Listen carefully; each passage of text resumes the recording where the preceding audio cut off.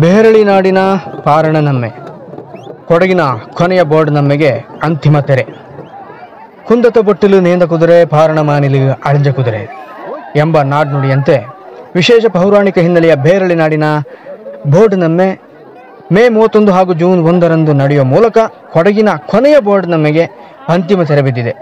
ಪುರಾತನ ಕಾಲದಲ್ಲಿ ಬೇರಳಿ ನಾಡಿನಲ್ಲಿದ್ದ ಭಸ್ಮಾಸುರ ಎಂಬ ರಾಕ್ಷಸ ಘೋರ ತಪಸ್ಸಿನ ಮೂಲಕ ಈಶ್ವರನನ್ನು ಒಲಿಸಿಕೊಂಡು ತಲೆಯ ಮೇಲೆ ಕೈ ಇಡುವ ಮೂಲಕ ಭಸ್ಮವಾಗುವ ವರವನ್ನು ಸಂಪಾದಿಸುತ್ತಾನೆ. ಇದರಿಂದ ಪಾರಾಗಲು ಈಶ್ವರ ವಿಷ್ಣುವನ್ನು ಪ್ರಾರ್ಥಿಸುತ್ತಾನೆ. ಪ್ರತ್ಯಕ್ಷನಾದ ವಿಷ್ಣು ಕೊಟ್ಟ ವರವನ್ನು ಹಿಂಪಡೆಯಲು ಸಾಧ್ಯವಿಲ್ಲ. ಭಸ್ಮಾಸುರನಿಂದಲೇ ಸಂಹಾರ ಮಾಡುವ ಬಗ್ಗೆ ಸಲಹೆ ನೀಡುತ್ತಾನೆ. ನಂತರದಲ್ಲಿ ಮೋಹಿನಿ ವೇಷದಲ್ಲಿ ಬಂದ ನೃತ್ಯದ ಮೂಲಕ ಮೈಮರೆಸಿ ತನ್ನ ತಲೆಯ ಮೇಲೆಯೇ ತಾನೇ ಕೈಯಿಟ್ಟು ಭಸ್ಮಾಸುರ ಸಂಹಾರವಾಗುತ್ತಾನೆ. ಅದರ ಪ್ರತೀಕವಾಗಿ ಕುದುರೆ ಆನೆ ಹೊರಡುವ ಜಾಗದಿಂದ ವಿವಿಧ ವೇಷಧಾರಿಗಳೊಂದಿಗೆ ಬೇರಳಿ ನಾಡಿನ ಪಾರಣಮಾನಿ ಎಂಬಲ್ಲಿ ಕೃತಕ ಕುದುರೆ ಆನೆಯನ್ನು ಕಡಿದು ಸಂಹರಿಸುವ ಮೂಲಕ ಐತಿಹಾಸಿಕ ಪಾರಣ ಬೇಡು ಹಬ್ಬಕ್ಕೆ ಅಂತಿಮ ತೆರೆ ಎಳೆಯಲಾಯಿತು. ಪ್ರತಿ ವರ್ಷ ಹಬ್ಬದ ಕಟ್ಟುಪಾಡಿನಂತೆ ಈ ವರ್ಷವೂ ಸಂಪ್ರದಾಯಬದ್ಧವಾಗಿ ಆಚರಿಸಲಾಗಿದ್ದು, ಬೇರಳಿ ನಾಡಿನ ದಟ್ಟಾರಣ್ಯದಲ್ಲಿ ವರ್ಷಕ್ಕೊಂದು ಬಾರಿ ಪುರಾತನ ಕಮ್ಮಟಪ್ಪ ಎಂಬ ಈಶ್ವರನ ನೆಲೆ ಸಾಕ್ಷಿಯಾಗಿದೆ. ಪೌರ್ಣಮಿಯ ಸಂದರ್ಭದಲ್ಲಿ ಈ ಬೇರಳಿ ನಾಡಿನ ಜನತೆ ದೇಶದ ಯಾವುದೇ ಭಾಗದಲ್ಲಿದ್ದರೂ ತಮ್ಮ ಊರಿಗೆ ಹಿಂತಿರುಗಿ ಬಂದು ವಯಸ್ಸಿನ ಮಿತಿಯಿಲ್ಲದೆ ಪ್ರತಿ ವರ್ಷ ಉತ್ಸಾಹದಿಂದ ಈ ಪಾರಣೆ ನಮ್ಮೆಯಲ್ಲಿ ಭಾಗವಹಿಸುವುದೇ ಇಲ್ಲಿನ ವಿಶೇಷ.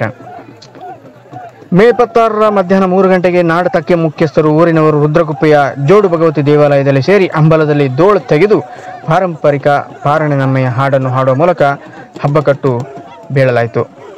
ಇದನ್ನು ನಮ್ಮೆ ಕುರಿಪೋ ಎನ್ನುವರು. ಹಬ್ಬಕಟ್ಟು ಬಿದ್ದ ದಿನದಿಂದ 9 ಕೇರಿಗಳನ್ನೊಳಗೊಂಡಿರುವ ಬೇರಳಿ ನಾಡಿನಲ್ಲಿ ಉತ್ಸವದ ಸಂಭ್ರಮ. ಊರಿನ ಖಂಡಂಗಾಲ, ಪೊದಕೇರಿ, ಮರೋಡಿ, ಬಾಡಗ ಗ್ರಾಮದ ಅಂಬಲದಲ್ಲಿ ಆಯಾಯ ಊರಿನವರು ಪಾರಂಪರಿಕ ದೋಳ್ ಹಾಡನ್ನು ಹಾಡುವರು. ಮೇ 30ರಂದು ಸಂಜೆ ಅಂಬಲದಲ್ಲಿ ಸೇರಿದ ಊರಿನವರು ದೇವಾಲಯಕ್ಕೆ ತೆರಳಲು ಆಯ್ಕೆ ಮಾಡಿದ ವ್ಯಕ್ತಿಗಳು ದೇವರ ಭಂಡಾರ ಫಲತಾಂಬೂಲವನ್ನು ತಂದು ಪಟ್ಟ, ಮಾರಾಯ, ಮುಕ್ಕಾಟಿ ಊರಿನವರು ಅಲ್ಲಿ ಸೇರಿ ದೇವತಾ ಕಾರ್ಯವನ್ನು ಕೈಗೊಂಡರು. ಮೇ 31ರ ಶನಿವಾರ ಕಮ್ಮಟಪ್ಪ ಈಶ್ವರ ನೆಲೆಯಲ್ಲಿ ಪೂಜೆ ಸಲ್ಲಿಸಿ ಅರ್ಚಕರು ಪಾರಾಯಣ ಉತ್ಸವದ ಹಾಡನ್ನು ಹಾಡಿ ಹಬ್ಬವನ್ನು ನಾಡಿಗೆ ಕರೆತರುವರು.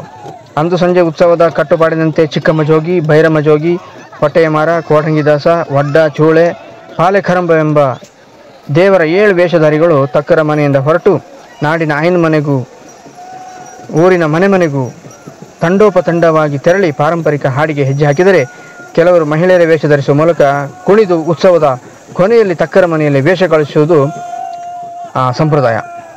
ಇಲ್ಲಿನ ವಿಶೇಷತೆ ಎಂಬಂತೆ ದಕ್ಷಿಣ ಕೊಡಗಿನಲ್ಲಿ ಕಂಡುಬರುವ ಬೋರ್ಡ್ ನಮ್ಮೆಯಲ್ಲಿ ಬೆತ್ತದ ಕೃತಕ ಕುದುರೆಯನ್ನು ಬಳಸಿದರೆ ಅಂದು ಮುಂಜಾನೆ ಬಾಡಗ ಅಂಬಲದ ಪಕ್ಕದಲ್ಲಿರುವ ಕುದುರೆ ಪುಂಡ ಕಡಿಯುವ ಶಾಸ್ತ್ರ ಮಾಡಲಾಗುತ್ತದೆ. ಬಿದಿರೆ ಮೇಳೆಯಿಂದ ಆಯಾಯ ಊರಿನವರು ತಲಾ ಒಂದರಂತೆ 5 ಬಿದಿರನ್ನು ಮಾತ್ರ ಕಡಿದು ತಂದು ಕೃತಕ ಆನೆ ಹಾಗೂ ಕುದುರೆಯನ್ನು ತಯಾರಿಸುವರು. ಬಾಡಗ ಖಂಡಂಗಾಲದಿಂದ ಸಂಗ್ರಹಿಸಿದ 3 ಬಿದಿರ ಕುದುರೆ ಮರೋಡಿರ ಪಾರಣಮಾನಿಗೆ ಬಂದು ಅಲಂಕರಿತ ಕೃತಕ ಕುದುರೆ ಆನೆಯನ್ನು ವಿಶೇಷ ವೇಷಧಾರಿಗಳು ತಕ್ಕರ ಮನೆಯಲ್ಲಿ ದೋಳಿನ ಕೊಟ್ಟಿಗೆ ಹೆಜ್ಜೆ ಹಾಕಿ ಕುಣಿಯುವರು. ಜೋಡು ಭಗವತಿಯ ಕೊಡೆ ಕಡತಲೆ ಆಯಾಯ ಊರಿನ ಆನೆ ಕುದುರೆ ಮರೋಡಿ ಅಂಬಲದಲ್ಲಿ ಒಟ್ಟು ಸೇರಿ ದೇವರನ್ನು ಪ್ರಾರ್ಥಿಸುತ್ತಾ ಪ್ರದಕ್ಷಿಣೆ ಹಾಕಿ ಕುದುರೆ ಆನೆಗಳು ಓಡುವ ಮೂಲಕ ಶಕ್ತಿ ಪ್ರದರ್ಶಿಸುವ ಮೂಲಕ ವೇಷಧಾರಿಗಳು ಊರಿನವರೆಲ್ಲ ಸೇರಿ ಕುಣಿದು ಸಂಭ್ರಮಿಸುವರು.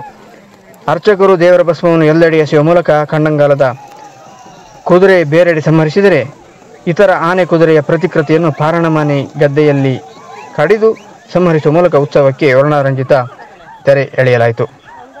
ಕೊಡಗಿನ ನೆಲೆಯಲ್ಲಿ ಮುಂದಿನ ಬೋರ್ಡ್ನಮ್ಮೆ ನೋಡಬೇಕೆಂದರೆ ಮುಂಬರುವ ಕಾವೇರಿ ಸಂಕ್ರಮಣದ ಮಾರನೆಯ ದಿನ ದಕ್ಷಿಣ ಕೊಡಗಿನ ಕುಂದತ್ತು ಬೊಟ್ಟಿನಲ್ಲಿ ನಡೆಯುವ ಮೊದಲ ಬೋರ್ಡ್ನಮ್ಮೆಗೆ ಕಾಯಬೇಕಿದೆ.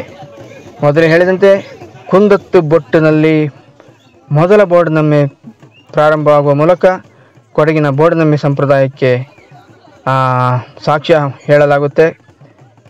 ಕೊನೆಯ ಬೋರ್ಡ್ನಮ್ಮೆ ಪಾರಣಮಾನಿಯಲ್ಲಿ ನಡೆಯುವಂಥದ್ದು. ಅದಕ್ಕೆ ನಾಡುನುಡಿಯಂತೆ ಕುಂದತ್ತ ಬೊಟ್ಟಲು ನೇಂದ ಕುದುರೆ ಪಾರಣಮಾನಿಲು ಅಳಂಜ ಕುದುರೆ ಅಂತ ಹೇಳಿ ಈಗ ನೀವು ನೋಡಿದಂಥ ವಿಡಿಯೋ ಬೇರಳಿ ನಾಡಿನ ಪಾರಣೆ ಬೋರ್ಡ್ ಅಂದರೆ ಕೊಡಗಿನ ಕೊನೆಯ ಬೋರ್ಡ್ನಮ್ಮೆ. ಧನ್ಯವಾದಗಳು.